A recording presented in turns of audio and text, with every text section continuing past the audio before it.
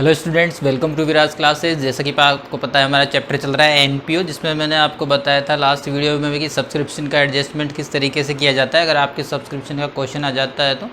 और आज मैं आपको बताने वाला हूं कि कॉस्ट ऑफ मटेरियल कंज्यूम्ड जो है वो किस तरीके से हम कैलकुलेट करते हैं, या cost of consumable goods NPO के अंदर किस तरीके से कैलकुलेट किया जाता है।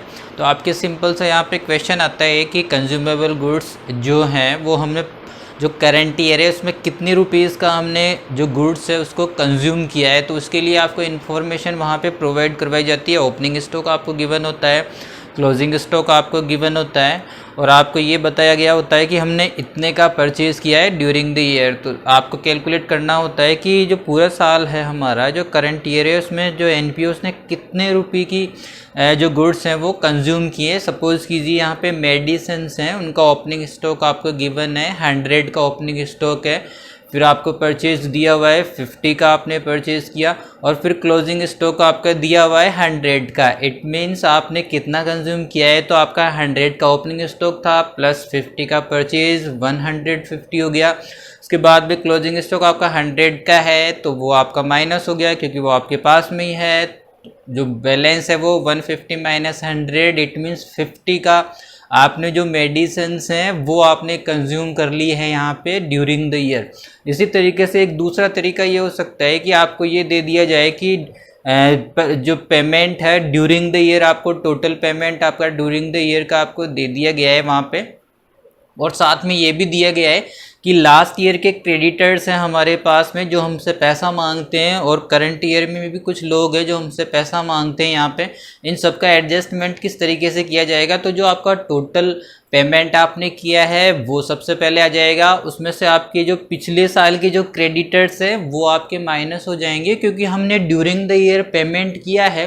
तो जो लास्ट ईयर के क्रेडिटर्स है जो हमसे पैसा मांगने वाले हैं उनका पेमेंट हो चुका है, इसलिए वो माइनस हो जाएंगे। और इस ईयर के लास्ट में जितने लोग हमसे पैसा मांगते हैं वो हम उसमें ऐड कर लेंगे, तो हमको पता लग जाएगा कि ड्यूरिंग द ईयर हमारा परचेज कितना हुआ है। उसके बाद में हम क्या करेंगे, जो ड्यूरिंग द ईयर परचेज हमारा आ चुका है उसमें हमारा जो ओपनिंग स्टॉक है वो ऐड कर लेंगे, तो हमारा टोटल स्टॉक हमारे को पता लग जाएगा। उसके बाद में लास्ट में जितना हमारा क्लोजिंग बचा हुआ है रिलेटेड आइटम का स्टॉक वो माइनस कर देंगे, तो हमको पता लग जाएगा कि हमने कंज्यूम कितना किया है ड्यूरिंग द ईयर यानी करंट ईयर के अंदर। तो बहुत ही सिंपल सा क्वेश्चन कॉन्सेप्ट है। एक बार मैं आपको इसका फॉर्मेट बता देता हूँ तो आपको इजीली ये समझ में आएगा। तो देखिए हमारा टॉपिक है ये cost of consumable goods. Cost of consumable goods है एनपीओ के अंदर, तो वहाँ पे आपको गिवन होगा। तो दो तरीके से यहाँ पे क्वेश्चन आ सकता है। एक तो आपको क्वेश्चन में आ सकता है कि पेड ड्यूरिंग द ईयर, यानी कि टोटल अमाउंट आपको दे दी गई है कि इतना हमने ड्यूरिंग द ईयर हमने पे किया है। और दूसरे टाइप का क्वेश्चन हमारा हो जाता है कि परचेज ड्यूरिंग द ईयर। इस टाइप से आपको लैंग्वेज दी हुई होती है। तो हम सबसे पहले बात करेंगे कि जब आपको क्रेडिटर्स भी गिवन होते हैं तब ज़्यादा वो कॉम्प्लिकेटेड हो जाता है, तो उस वक्त हम किस तरीके से कैलकुलेट करते हैं एक पूरा फॉर्मेट में आपको बता देता हूँ। तो और साथ में ये भी बताऊंगा कि कब पूरे फॉर्मेट को यूज़ में लेना है और कब आपके आधे फॉर्मेट से काम हो जाएगा। तो सबसे पहले देखिए आप पेड ड्यूरिंग द ईयर, जितना भी आपने जो करंट ईयर है उसके ड्यूरिंग द ईयर आपने पे किया है वो सबसे पहले आपका अमाउंट हो जाएगा। तो हम मान लेते हैं कि जो हमारा करंट ईयर है 2020-21 है, उसमें जितना भी आपने पेमेंट किया है वो सबसे पहले आ जाएगा। उसके बाद में अगर आपके क्रेडिटर्स दिए हुए हैं ओपनिंग और क्लोजिंग, बिगनिंग और एंड के का आपके क्रेडिटर्स दिए हुए हैं, तो जो आपका क्रेडिटर है बिगनिंग वाला जो क्रेडिटर है वो आपका लेस हो जाएगा। लेस इसलिए हमने किया है क्योंकि यहाँ पे देखिए हमने पेमेंट कर दिया है ड्यूरिंग द ईयर, तो उसमें जो पिछले साल के क्रेडिटर्स हैं यानी जो पिछले साल हमने उधार जो खरीदा था वो लोग हमसे पैसा मांगते हैं, तो इस साल जो हमने पेमेंट किया है तो सबसे पहले हम जो पेमेंट होगा वो उनका होगा जो पहले से हमारे से रुपए मांगते हैं, तो वो हमारे यहाँ से लेस हो जाएंगे। तो क्रेडिटर्स इन द बिगनिंग आपका लेस हो जाएगा। इसी तरीके से ऐड आपको करना है creditors at the end. Creditors at the end का मतलब ये है कि जो 2021 हमारा करंट ईयर है उसके एंड तक 31 मार्च 2021 तक हमने कितने का उधार में हमने खरीदा है वो, क्योंकि हमसे रुपए मांगते हैं इसलिए वो ऐड हो जाएगा आपके। उसके बाद में देखिए आपके ये जब आप एडजस्टमेंट कर लोगे तो उसके बाद में आपको पता लग जाएगा कि ड्यूरिंग द ईयर मैंने कितने का परचेज किया था। जो भी आपका आइटम है हमने यहाँ पे लिया है स्टेशनरी। अगर आपको स्टेशनरी गिवन है तो हमको ये पता लग जाएगा कि इतने का स्टेशनरी हमने ड्यूरिंग द ईयर परचेज कर लिया है। कैसे पता लगेगा? जो अमाउंट हमने पे किया है उसमें से जो पिछले साल के उधार मांगने वाले हैं उनको हम माइनस कर देंगे, और इस साल जो हमने उधार खरीदा है जिनको पे करना है वो ऐड कर देंगे, तो हमको पता लग जाएगा कि भाई इस साल हमने कितना परचेज किया है। बहुत ही ईजी है। जो खरीदना होता है यानी जो परचेज होती है उसमें क्रेडिट और कैश दोनों टाइप की परचेज यहाँ पे इंक्लूड होती है। तो अगर आपके क्रेडिटर्स गिवन है इसका मतलब आपने उधार भी खरीदा हुआ है, और आपने अगर सपोज कीजिए आपने 100 रुपये का पेमेंट किया है, उसमें से आपके 10 रुपीज़ के लास्ट ईयर के क्रेडिटर्स थे वो आपके माइनस हो जाएंगे। तो 100 माइनस 10, तो ये 100 आपने पे किया सपोज कीजिए, और 10 आपके लास्ट ईयर के क्रेडिटर्स थे। तो अब आपने अमाउंट कितना पे किया है? 90 आपने जो अमाउंट पे किया है, तो 90 में से हम क्या करेंगे, इस साल आपने और कितना उधार में खरीद लिया है वो भी आपको पे करना पड़ेगा यहाँ पे। तो टोटल पेमेंट आपका कितना हो जाएगा यहाँ पे? तो यहाँ पे मान लेते हैं कि 10 का आपने यहाँ पे और यहाँ पे क्रेडिट में परचेज कर लिया था, यानी 100 आपका हो गया है। तो टोटल परचेज आपका हो गया 100 का। तो वापस से देखिए 100 का पेमेंट किया, 10 तो उनका चला गया जो लास्ट ईयर में हमने खरीदे थे उधार में, उनको दे दिया है। 90 जो बचा है वो हमने पे किया है। इसका मतलब ये है कि 90 का आपने परचेज किया है कैश में आपने परचेज किया है, तभी तो आपने अमाउंट दिया। उसके बाद में अगर आपको क्रेडिटर्स दिए हुए हैं एंड के, इसका मतलब ये है कि आपने 10 रुपीज़ का उधार में भी खरीदा है। ये तो कैश में खरीदा है इसलिए पे कर दिया आपने, और ये जो 10 का आपने उधार में खरीदा है तो वो भी तो आप ऐड करोगे तो टोटल 100 आ जाएगा, और टोटल 100 आपका क्या आ जाएगा? ये आपका आ जाएगा परचेज। इसके बाद में और भी अगर आपको इन्फॉर्मेशन दिया हुआ है कि जो रिलेटेड आइटम है उसका ओपनिंग और क्लोजिंग स्टॉक भी आपको दिया हुआ है, तो ये आपको पता लग चुका है कि इस साल में हमने इतने का खरीदा है। उसका जो आपका ओपनिंग स्टॉक है यानी पिछले साल से जो स्टॉक चलता हुआ आ रहा है, सपोज कीजिए मेडिसिन थी, उसका पिछले साल का स्टॉक भी आपका चलता हुआ आ रहा है, इस साल आपने कितना खरीदा है वो आपको पता लग ही चुका है, तो वो इसमें प्लस हो जाएगा ओपनिंग स्टॉक। तो सपोज कीजिए ये 100 है और आपके पिछले साल के 50 की मेडिसिन आपकी बची हुई हैं, तो ये कितना हो गया? 150 हो जाएगा। तो 150 का आपके पास में टोटल यहाँ पे परचेज प्लस ओपनिंग स्टॉक हो गया। अब लास्ट में जाके हमको पता लगता है, जब हमारा अकाउंटिंग ईयर एंड हुआ वहाँ पे, तो हमको पता लगता है कि 100 रुपीज़ की मेडिसिन अभी भी हमारे पास में अवेलेबल है, यानी कि जो क्लोजिंग स्टॉक है वो 100 का है, यानी कि अभी भी हमारे पास में 100 की मेडिसिन अवेलेबल हैं। तो जो 50 है वो कहाँ पे गई?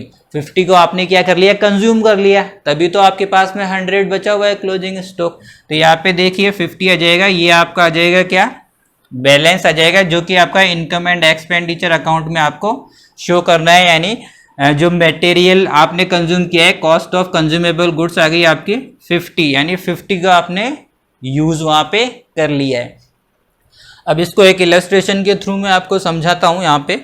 तो सपोज कीजिए यहाँ पे एक क्वेश्चन है, अप्रैल 1 हमारा फाइनेंशियल ईयर है, अप्रैल 1 2020 से स्टार्ट होता है और 31 मार्च 2021 को एंड होता है। यहाँ पे कुछ इन्फॉर्मेशन हमारे को दी हुई है क्वेश्चन में कि जो स्टॉक है स्टेशनरी का वो अप्रैल 1 को 4000 का है और मार्च 31 को 3000 का है। तो स्टेशनरी का ओपनिंग और क्लोजिंग स्टॉक गिवन है। साथ में क्रेडिटर्स भी उन्होंने बताए कि जो क्रेडिटर्स है स्टेशनरी के वो 7200 के हैं हमारे 1 अप्रैल को और 5400 के हैं 31 मार्च को। इसका मतलब ये है कि जो 7200 के जो क्रेडिटर्स हैं वो लास्ट ईयर में हमने क्रेडिट में परचेज किया था, वो वाले क्रेडिटर्स है जो कि ओपनिंग बैलेंस इनका, और इस साल हमने जो उधार में खरीदा है वो हमारा है 5400 का। और इन्फॉर्मेशन हमारे को दिया हुआ है कि पेड ड्यूरिंग द ईयर 2020-21 25,000 का हमने ड्यूरिंग द ईयर यहाँ पे पेमेंट कर दिया है। तो अब हमारे को ये कैलकुलेट करना है कि हमने कितने का वहाँ पे कंज्यूम किया है। तो जो हमारा फॉर्मेट है वो देखिए, सबसे पहले हम क्या करेंगे, जितने का हमने पेमेंट किया है वो सबसे पहले आ जाएगा। तो 25,000 का हमने पेमेंट किया है, पेड ड्यूरिंग द ईयर 25,000। उसके बाद में ऐड आपको करना है, लेस आपको करना है क्रेडिटर्स इन द बिगनिंग, यानी शुरुआत में कितने लोग थे जो हमसे पैसा मांग रहे थे वहाँ पे, तो 7,200 के जो लोग थे वो पैसा मांग रहे थे, तो वो माइनस हो जाएंगे क्योंकि हमने टोटल पेमेंट किया है 25,000 का। उसमें से हम जो ओपनिंग क्रेडिटर से पिछले साल के पैसे मांगने वाले हैं उनको हटा देंगे, उनको पेमेंट हो गया है। तो अब हमारा पेमेंट हमने किया हुआ है 17,800 का, इस साल में हमारा पेमेंट हुआ है। उसके बाद में हम क्या करते हैं, ऐड कर देते हैं क्रेडिटर्स एट द एंड, यानी इस साल हमने उधार में खरीदा हुआ है वो उसमें ऐड हो जाएगा, ताकि हमको ये पता लगा सके कि कैश और क्रेडिट में टोटल परचेज कितना हुआ हमारा। तो टोटल परचेज हमारा हो गया 23,200, जो कि हमारा purchase of stationery during the year है 23,200 का है। उसके बाद में देखिए आप कि ओपनिंग स्टॉक हमारा कितने का है, तो जो ऐड कर देंगे हम ओपनिंग स्टॉक के लास्ट ईयर से जो बची हुई स्टेशनरी है वो हमारे पास में कितनी है। इस साल तो हमने इतने की खरीद ली, लेकिन पिछले साल की जो बची हुई है वो भी इसी साल में आपके काउंट होगी, तो वो प्लस हो जाएगी और हो जाएगी 27,200। इसके बाद में इस ईयर के लास्ट में, यानी करंट ईयर के लास्ट में जितनी स्टेशनरी आपके बची हुई है, यानी कि क्लोजिंग स्टॉक 31 मार्च 2021 को, वो हम क्या करेंगे यहाँ पे माइनस कर देंगे। तो हमारे को ये पता लग जाएगा कि इस साल में हमने कितने की स्टेशनरी वहाँ पे कंज्यूम करी है, वो है आपका 24,200। तो पेड ड्यूरिंग द ईयर, यानी टोटल अमाउंट हमको दे दिया गया है कि इतने का पेमेंट किया है। अब उसमें से हमको ये पता नहीं लग रहा है कि इस साल के लिए हमने कितना पेमेंट किया है और लास्ट ईयर के जो लोग हमसे रुपए मांग रहे थे उनको हमने कितना पेमेंट किया है। इसके लिए हमारे को क्या करना पड़ेगा, पूरा जो ये फॉर्मेट है उसके अकॉर्डिंग ये आइटम्स को एडजस्ट करते हुए हमको कैलकुलेट करना पड़ेगा कि कितने का हमने कंज्यूम किया है। अब सेकेंड टाइप का जो क्वेश्चन है वो किस तरीके से आ सकता है आपके यहाँ पे। सेकेंड टाइप का क्वेश्चन आता है, आपको खाली परचेज वहाँ पे गिवन होता है, परचेज ड्यूरिंग द ईयर। आपको ये सिंपल क्वेश्चन होता है पूरे साल में हमने कितने का खरीदा है, खाली वो वहाँ पे दिया हुआ है, उससे किस तरीके से कैलकुलेट करते हैं। और इसको और कॉम्प्लिकेट बनाने के लिए वो क्या करेंगे, आपको वहाँ पे क्रेडिटर्स भी आपको दे देंगे साथ में। परचेज ड्यूरिंग द ईयर का अमाउंट तो आपको देंगे ही सही, और साथ में आपको क्रेडिटर्स भी वहाँ पे साथ में वो दे देंगे। तो आपको कंफ्यूज नहीं होना है बिल्कुल भी, क्योंकि जो क्रेडिटर्स हैं हम उसका इस्तेमाल इसलिए करते हैं ताकि हम ये पता कर सकें उनके एक ओपनिंग और क्लोजिंग स्टॉक के एडजस्ट करते हुए कि इस साल में हमने टोटल कितने का परचेज किया हुआ है। तो वहाँ पे अगर वो डायरेक्ट ही आपको परचेज ड्यूरिंग द ईयर दिया हुआ है तो आपको क्रेडिटर्स का एडजस्टमेंट करने की जरूरत नहीं है।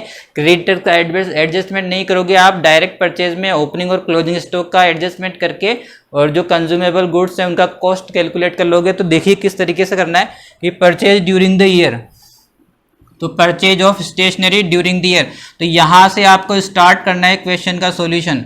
तो वो हो जाएगा आपके, देखिए यहाँ पे जितना आपने परचेज किया था वो आ जाएगा। उसमें आपको क्या करना है कि जो ओपनिंग स्टॉक है वो हमारा ओपनिंग स्टॉक आपको क्या करना है यहाँ पे प्लस कर दोगे, तो आपको पता लग जाएगा कि हमारे पास में कितना स्टॉक वहाँ पे टोटल है, ओपनिंग स्टॉक प्लस परचेज को करने के बाद में। उसके बाद में जो क्लोजिंग स्टॉक है वो क्लोजिंग स्टॉक को आप माइनस कर दोगे कि लास्ट में कितने का स्टॉक बचा हुआ है। तो आपको ये पता लग जाएगा कि पूरे साल भर में हमने कितने का मटेरियल वहाँ पे यूज़ में लिया है। वो मटेरियल हो सकता है आपके मेडिसिन्स हो सकते हैं, स्टेशनरी हो सकती है, पोस्टेज वगैरह हो सकते हैं, किसी भी टाइप का जो कंज्यूमेबल स्टॉक है उसका आपको कॉस्ट वहाँ पे कैलकुलेट करना पड़ सकता है। तो आई होप स्टूडेंट्स आपको समझ में आया होगा। बहुत ही सिंपल तरीके से मैंने आपको बताया है कि कॉस्ट किस तरीके से कैलकुलेट करते हैं। तो वीडियो अगर आपने लास्ट तक देखा है तो ये 100% आपको समझ में आएगा और कभी आप भूलोगे भी नहीं। तो इसी तरीके से स्टूडेंट्स देखते रहिए हमारे कॉन्सेप्ट क्लियर करने वाले वीडियोज़ विराट क्लासेस के, और शेयर करते रहिए अपने फ्रेंड्स के साथ में। Thank you students. दोस्तों, अगर आप चैनल को पहली बार देख रहे हैं तो सब्सक्राइब करना ना भूलें और बेल आइकन को ज़रूर प्रेस कीजिए ताकि लेटेस्ट आने वाले वीडियोज़ का नोटिफिकेशन आपको सबसे पहले मिल सके।